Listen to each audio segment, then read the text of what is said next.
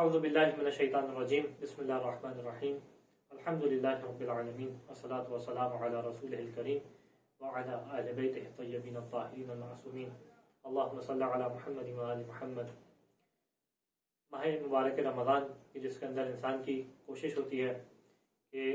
اپنے لیے اعمال کو مہیا کرے اور زیادہ سے زیادہ نیکیوں کے اوپر عمل کرے، اور جب انسان نیکیوں پہ عمل کرنا چاہتا ہے کہ اس کی آخرت کے لیے اس کے پاس نیکیاں جمع ہوں، اور جب بارگاہ خداوندی میں حاضر ہو تو اس کی وہ حالت نہ ہو کہ جیسے قرآن بیان کرتا ہے یا لیتنی قدمت لحیاتی، کہ کاش میں نے اپنی حقیقی زندگی کے لیے کچھ جمع کیا ہوتا۔ اس خاطر انسان چاہتا ہے کہ زیادہ سے زیادہ عمل کرے اور نیکیوں کو جمع کرے، لیکن انسان جب بہت سارے اعمال کو ماہ مبارک رمضان میں دیکھتا ہے تو اس کی عقل متحیر ہو جاتی ہے، پریشان ہو جاتا ہے انسان کہ کیا عمل کرے اور کیا عمل نہ کرے۔ اسی خاطر ارادہ کیا کہ خطبہ شعبانیہ کہ جو رسول خدا ختم مرتبہ صلی اللہ علیہ وآلہ وسلم نے ماہ مبارک رمضان کی فضیلت میں بیان کیا، جس کے اندر بیان کیا کہ ماہ مبارک رمضان کے اندر انسان کے لیے کیا کیا خدا کی نعمتیں ہیں، کیا کیا خدا کی رحمتیں ہیں۔ انہی کے اندر جو ایک چیز اللہ کے رسول نے بیان کی وہی کہ مختلف اعمال کو اللہ کے رسول نے انسانوں کے سامنے پیش کیا اور ترغیب دلائی کہ تم یہ عمل کرو، تم یہ عمل کرو، تم یہ عمل کرو۔ اسی سے ارادہ کیا کہ آپ کے سامنے وہ مختلف اعمال کے جو انسان ماہ مبارک رمضان میں اپنے ٹارگٹس میں بنا لے کہ ان اعمال کو میں نے رمضان کے اندر انجام دینا ہے۔ ان میں سے جو ایک اہم ترین عمل ہے جس اللہ کے رسول نے جس کی سب سے پہلے جس کی جانب رغبت دلائی ہے،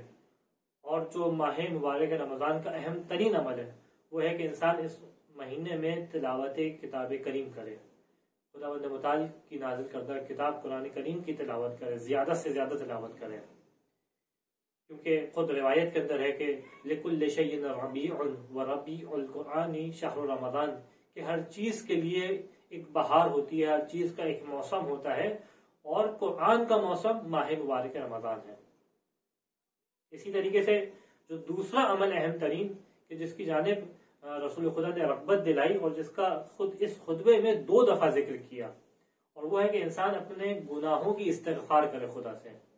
انسان بارگاہ خداوندی میں ہاتھوں کو بلند کرے اور کہ پالنے والے میں نے تیری بارگاہ میں کثیر گناہ کیے ہیں،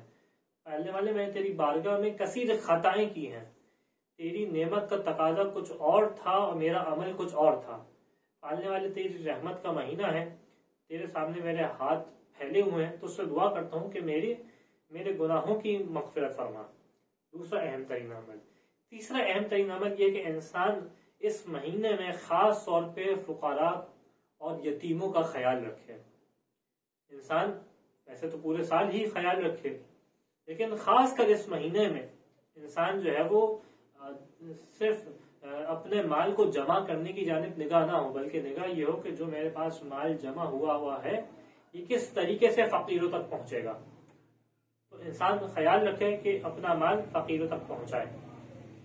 اور مسکینوں تک۔ اس کے علاوہ جو چوتھا اہم ترین کام جو انسان ماہ مبارک رمضان میں کرے کہ جیسے اللہ کے رسول نے کہا وَوَقِّرُوا كِبَارَكُمْ وَارْحَمُوا صِغَارَكُمْ، کہ بڑوں کا احترام کرے، بڑوں کا احترام کرو، تم بڑوں کی عزت دو، بڑوں کا خیال رکھو، اور جو تم سے چھوٹے ہیں ان کے اوپر رحم کرو۔ اور اسی کی جانب جو ہے وہ ایک اور اسی خطبے میں ایک اور مقام پہ اشارہ فرمائے کہ یا ایھا الناس من حسن منکم فی ھذا الشہر خلقہ کان لہ جواز علی الصراط یوم تزل فیہ الاقدام، کہ اس مہینے میں انسان خاص طور پہ خیال رکھے کہ کس طریقے سے اپنے اخلاق کو اچھا کرے۔ انسان اپنے بڑوں سے کس طریقے سے، بڑوں سے جب ملے تو کس طریقے سے ان سے احترام سے ملے، چھوٹوں سے احترام سے ملے۔ جو انسان کا اخلاق ہے، انسان کا خلق ہے، انسان کے اندر یہ باطنی انسان ہے، جو ظاہر دکھائی دیتا ہے اور ایک جو باطن ہے، انسان کوشش کرے کہ ماہ مبارک رمضان میں اپنے ٹارگٹس میں بنا لے کہ اس کے اوپر میں نے کام کرنا ہے، اس چیز کو میں نے جو ہے وہ اچھا کرنا ہے۔ چوتھا اہم ترین کام جو انسان اس مہینے میں کرے اور وہ یہ کہ اپنی زبان، اپنی آنکھ، اپنے کانوں کو ان سے بچائے جس کو خدا نے حرام قرار دیا ہے، کہ وَاحْفِظُوا أَلْسِنَتَكُمْ، اپنی زبانوں کو حفاظت کرو، کہیں ایسا نہ ہو کہ ماہ مبارک رمضان میں روزہ رکھا ہوا ہو اور روزے کی وجہ سے انسان بھوک میں ہو اور بھوک کی وجہ سے مزاج جو ہے وہ اس کا بگڑ رہا ہو، ایسا نہ ہو، بلکہ کیونکہ روزہ رکھا ہوا ہے اور روزے کا مطلب ہی روکنا ہے اپنے آپ کو، تو انسان اس مہینے میں اپنے آپ کو روکے اور اپنی زبان کے اوپر انسان قابو حاصل کرے. اسی طریقے سے اپنی نگاہوں کے اوپر قابو کرے کہ یہ نگاہیں جہاں خدا نے جس منظر کو دیکھنا حرام قرار دیا ہے، اس ماہ مبارک رمضان میں اپنے اوپر اتنا قابو حاصل کرے کہ اس پہ نگاہ نہ جائے. اپنی سماعتوں کے اوپر انسان جو ہے اس مہینے میں قابو کرے کہ جس چیز کو سننے کو خدا نے حرام قرار دیا ہے، ایسا نہ ہو کہ اس مہینے میں اس چیز کی جانب وہ چیز اسے کانوں میں آئے. تو انسان خیال رکھے اس چیز کا. پانچویں اہم ترین چیز جو اس مہینے میں جس کی جانب اللہ کے رسول نے رغبت دلائی، اور وہ یہ ہے کہ انسان اپنے سجدوں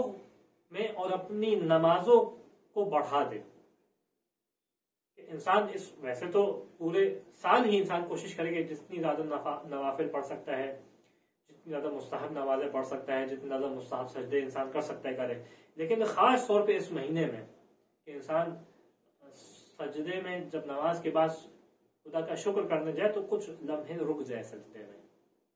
اور رکنے کے بعد خدا سے کلام کرے، پالنے والے میرا سر ہے جو تیری بارگاہ میں جھک چکا ہے، اور اب جو میرے اوپر میری پشت پہ گناہوں کا بوجھ تھا تو اس کو ہلکا کر دے. کہ اللہ کے رسول نے فرمایا کہ ظہورکم ثقیلۃ من اوزارکم، تمہاری پشت تمہارے گناہوں سے بھاری ہو چکی ہے. خففوا عنہا بطول سجودکم، اپنے سجدوں کو طول دے کے اپنی پشت کو ہلکا کر دو. اسی طریقے سے جو اہم ترین کام ہے جو انسان ماہ مبارک رمضان میں کرے، وہ یہ کہ انسان اپنے رشتہ داروں سے صلہ رحمی کرے. انسان اپنے رشتہ داروں سے جا کے ملے. وہ رشتہ دار کہ اگر انسان کسی سے ناراض ہو کے بیٹھا ہوا ہے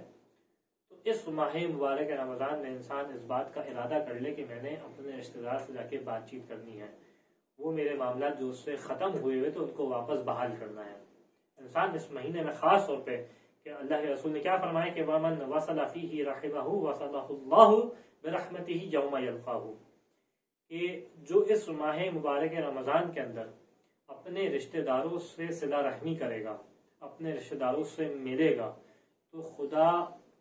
قیامت کے دن کہ جس دن انسان خدا سے ملاقات کرے گا، خدا اس شخص کو اپنی رحمت سے ملا دے گا. انسان ایک اور اہم ترین کام کہ رشتہ داروں سے ملے، صلہ رحمی کرے. اگر قطع رحمی ہے تو اس کو ختم کر دے اس ماہ مبارک رمضان کے لیے. اور آخری اہم ترین کام کہ جو اللہ کے رسول نے اس خطبے میں ارشاد فرمایا کہ انسان ویسے تو کام اور بھی کئی سارے ہیں، لیکن جو ہے وہ کوشش کی کہ ترتیب کے حساب سے کچھ موٹے موٹے کام آپ کی خدمت میں بیان کیے جائیں جن پہ انسان کوشش کرے کہ اپنے ٹارگیٹس میں کر لے تاکہ اس کے اوپر عمل کرنا ہی کرنا ہے. اہم ترین کام یہ کہ انسان اس ماہ مبارک رمضان میں جو اپنے سے نچلے طبقے میں ہے، جو انسان کی تحت قدرت ہے، ان کے اوپر آسانی پیدا کرے، اس ماہ مبارک رمضان کے صدقے. آپ آفس میں ہیں، آفس میں آپ کی بڑی پوسٹ ہے، آپ کے نیچے بہت سارے لوگ کام کرتے ہیں. اس ماہ مبارک رمضان میں آپ ان کے اوپر کوشش کریں کہ جتنا ان کے لیے امور کو آسان کر سکتے ہیں آسان کریں. انسان گھر میں ہے، اس کے گھر میں مختلف کام کرنے والے آتے ہیں. انسان کوشش کرے کہ اس مہینے ان کے کاموں کے اندر آسانی پیدا کرے. انسان جو ہے وہ اپنے گھر میں جاتا ہے، اس کے گھر میں مختلف لوگ اس کے تحت قدرت ہیں، اس کی زوجہ ہے، اس کے گھر والے ہیں، اس کے بچے ہیں. انسان کوشش کرے کہ اس ماہ مبارک رمضان میں خدا کی رحمت کی خاطر، خدا کی قربت کی خاطر جو بھی میری تحت قدرت ہے ان کے اوپر آسانی پیدا کروں. ہوگا کیا اگر انسان یہ آسانی پیدا کرے گا کہ خدا اس کے بدلے میں اس کے حساب کتاب کے اندر آسانی پیدا کرے گا. یہ اللہ کے رسول کے جملے ہیں. خدا مند متعال سے دعا ہے کہ اس ماہ مبارک رمضان میں ہمیں ان اعمال کے اوپر عمل کرنے کی توفیق عطا فرما کہ جس کو اللہ کے رسول نے بیان کیا، جس کی جانب اللہ کے رسول نے رغبت دلائی. اور خدا مند متعال سے دعا ہے کہ اس ماہ مبارک رمضان میں ہمیں اپنے اخلاق کو بہترین کرنے کی توفیق عطا فرما، اور جو مومن پریشان حال ہیں ان کی مشکلات کو آسان فرما. وآخر دعوانا الحمدللہ رب العالمین.